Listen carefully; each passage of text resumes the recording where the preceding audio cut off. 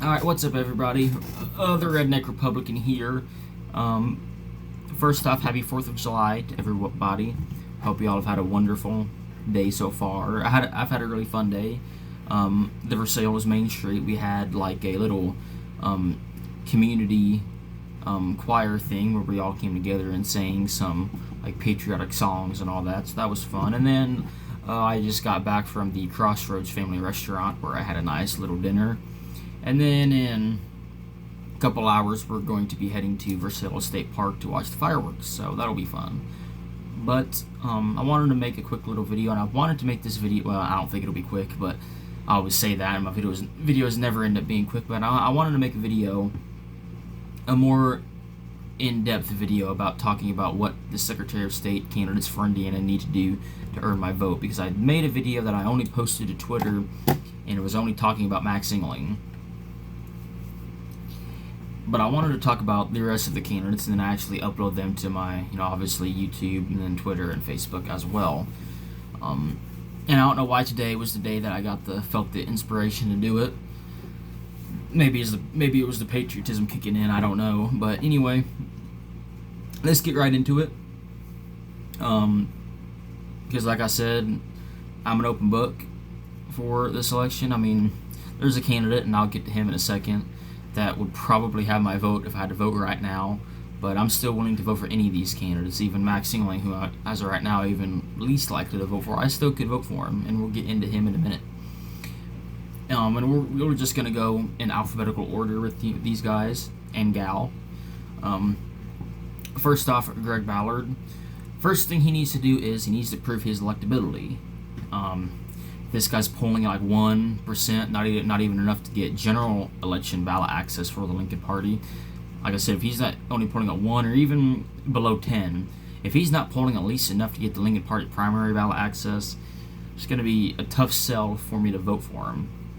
But even then, if he's not polling within 10 points of Bo and Max, it's going to be a hard sell, because even though I'd love to vote for him to get that third party on there, and I think he'd be a great I think he'd be a good secretary. I think he would be a good Secretary of State.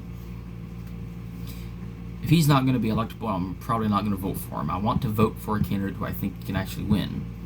So that's the first thing he needs to do. And the second thing is he needs to commit to investigating Diego Morales and the activities of the Secretary of State, because at the end of the day, it's a dirty office. Even though I'm, like Daniel Elliott talked about on the Rob Kendall, there's a lot of great people that work in the office, but it's when you've got someone like Diego Morales doing the things that he's doing, it becomes a dirty office. And I know that Greg Ballard has mainly been focused on getting on the ballot, which he now finally is, with the 40,000 so far verified signatures. But now that he's on the ballot, he needs to focus on actually talking about what he's going to do. Again, Bo is the only one so far who's really said, yeah, we're doing the independent audit, all this good stuff. That is stuff Ballard needs to do. Because obviously I want a good Secretary of State, but I also want someone who's going to dig as far as they can into the activities of Diego Morales and hold Diego Morales accountable, or at least call for Diego Morales to be held accountable. So those are the two things that Greg Ballard needs to do: prove his electability and commit to investigating Diego Morales. Now on to Bo Bai. Obviously, I'd rather not vote for a Democrat. I'd love to vote for the Republican, but if the Democrat is just better than the Republican, I'll vote for the Democrat. I have no problem doing that. You can call me a Republican in bad standing all you want. I'd rather have a good Republican than a shitty Republican, and if my options are a good Democrat and a shitty Republican, I'll vote for the good Democrat. Like, that's all there is to it. And Bai is going to have no problem with the Diego stuff, because he's already hardline committed to that. So, first thing he needs to do is commit to being a centrist Democrat, because the one thing I won't do is vote for a big-time progressive Democrat. That's why Brad Meyer here in the 9th District Democrat is probably not going to get my vote this year. That's another race I'm not sure who I'm going to vote for yet, is in the Indiana 9. I'm completely undecided between Houchin, Meyer, Hudson, the Libertarian, and Floyd Taylor, the write-in independent. But anyway, that's not what this video is about. Anyway, He needs to commit to being a centrist Democrat. He needs to commit that if elected, he will work to bring the party back to the center. He's done a decent job of that so far, kind of talking about how, socialist Jesse Brown isn't the kind, not, those people aren't really, Bo Bias kind of people, and I like that. Speaking of the Rob Kendall show, he sounded more fiscally conservative than pretty much the entire Indiana GOP establishment did in that interview. So that was, a good sign. But he needs to continue doing that. Last thing he needs to do is he needs to, maybe not necessarily admit that the office of Secretary of State is going to be a stepping stone for more, a higher office. But he needs to quit saying that it's not. I mean, he said before, I'm not running in for this to be, a stepping stone. Come on, dude, you are. I mean, Marine to Marine, you are. Everyone knows that. If you get elected SOS, I don't think he's going to run for governor like a lot of people think, but I would almost bet he's going to run for Senate against Jim Banks. I mean, come on. It seems like a no-brainer to me. So he needs to, again, maybe not admit it's a stepping stone because that's just bad optics, but quit trying to say it's not. But that's the main thing. He needs to commit to being a centrist Democrat. He can't be, he needs to step away from the main line of the party that's falling further left. He needs to commit to being a centrist. Then Max Singling, like I've talked about before, needs to commit to investigating Diego. And that leaked audio had him talking about that he would look for a special investigator, and then his people tried to deny it, and then Rob Kendall released the audio. He needs to commit that he's going to do everything in his power to hold Diego accountable. If he can do that, I'm open to voting for him. I don't mind a lot of the stuff he's talking about. Looking into the shell trucking companies is a good idea. So I'm glad that he's doing that. Now, I'm not a big fan of the closing the primaries. I have a very different view on primaries. I think if they're going to be privately funded by the specific parties, yes, they can close them off, have only registered people of that party vote in them, and even do conventions if they so choose. But if it's going to be a publicly funded election, I think everyone should vote in every primary. Like let's take me for example. When I go to the primary election, when I go to the courthouse, I think I should vote in the Democratic primary and then Republican primary. I think I should vote in both, and I think everyone should. I think that would cause more centrist candidates to be nominated because then, like in the general election, obviously, both candidates have to apply, pander to everyone. But I think if they were forced to pander to everyone, even in the primaries, you would get a lot more centrist people elected, and talking about Indiana 9, I don't think Brad Meyer would have been elected in that sense. I think it would have been either Jim Graham or Kyle O'Rourke. And those would have been my two preferred candidates. I think when you have only the people of that party voting, that's when you have the more radical candidates, and I don't think it's what we need. We don't need radical, we need centrist candidates running. But I understand that's Max's thing. I'm not going to hold that against him too much because that's not my top issue. If he ends up fighting to close the primary and get some closed, I'm not going to cry about it. But then he also needs to somehow prove that he's not going to be beholden to the Indiana GOP establishment, mainly Banks and Company. These are the ones that have propped him up, and at the end of the day, I think these are the people who are ruining Indiana. So, if he's going to be beholden to these people, I want nothing to do with him. And that's about all there is to say about that. So, commit to investigating Diego and holding him accountable. Prove that he's not beholden to the Indiana GOP establishment and Jim Banks and all them.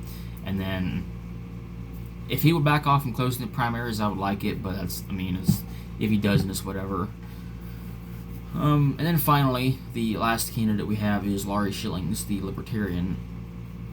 Now, like with Greg Ballard, she needs to prove electability, and I'm not going to vote for her. She has no chance.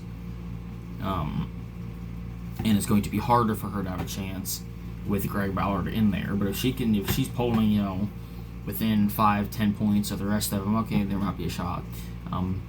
Another thing is, also with Greg Ballard, I don't know how much he's talked about investigating Diego and holding him accountable. If she has already, that's great. To be fair, I haven't fully investigated her campaign as of yet, but if she continues, if she commits to saying, yeah, we're going to look into the activities of Diego, the activities of the office, and we're going to make sure this stuff doesn't happen anymore, and that's great. And then she also needs to explain why her as the Libertarian candidate would be better than Greg Ballard, the Independent candidate, because both her and Ballard are fighting for some of the same voters and the people who are sick and tired of the duopoly and want something different. And normally in Indiana, the Libertarians have been that choice for pretty much that whole group of voters. But now that group of voters has a different choice. If they're not necessarily Libertarian leaning, they have another candidate to vote for now. Laura Shanks has to explain why she is still, as a Libertarian, still better than a full-on independent candidate, which she failed to do back in, I guess it would have been 2024, and she ran for Congress, and I forget which district it was. I feel like it was the 5th district. I'm not positive, but she was the Libertarian, and there was an independent candidate, Robbie Slaughter, who's one of the Ballard signature gatherers. He was actually the one who, when I signed the petition, he was the petition guy for that. She actually came in 4th behind Robbie Slaughter, the independent candidate. So she has a history of not being able to beat straight independent candidates. She needs to explain why she is a better choice than that. But anyway, that's about it. Like I said, simple reasons, simple things each candidate has to do to earn my vote. And then whichever candidate does these things the best, like if they all somehow they won't, but if they all meet these criteria, it's just whoever meets them the most would be who gains my vote. But as of right now, it'd probably be Ballard, just because Schillings has not shown enough. Engling has not shown that he's going to be anything but an establishment stooge, and I just don't know if. Yeah, I like Bo, but again, with being a Democrat, I'm really leery about voting for a Democrat. He's going to have to really prove that he's going to be a centrist Democrat. So that's why, as right now, Ballard would be my guy. But if he is polling like jack shit, then it's not going to happen.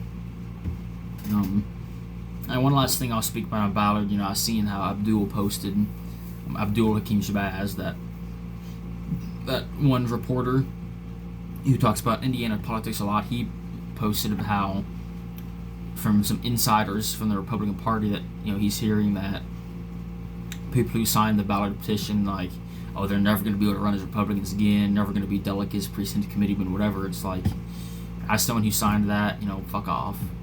I mean, if you're really that scared of having competition, because it's not even like I voted, or it's not even like we voted for the guy. We just signed our names on a piece of paper that said we believe this guy should be allowed to be on the ballot and be allowed to be a choice.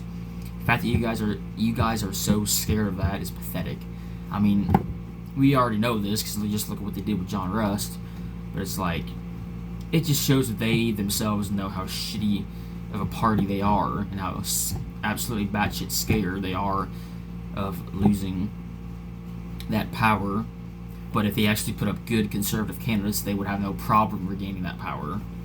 It's crazy to me how pathetic and dumb they are at the same time. But anyway, I don't want this video to go on forever like some of mine have. We're about up to the 15-minute mark, so a couple minutes shy of that, and that's it's about how long I wanted this video to be. So I want to thank you guys for watching. Drop a like if you enjoyed, comment. I love hearing feedback. I love interacting with y'all, and I hope y'all have a great evening. If you are still watching this on the 4th, I hope y'all have a great evening, and hope y'all watch some good fireworks. So, thank y'all for watching, and have a great day.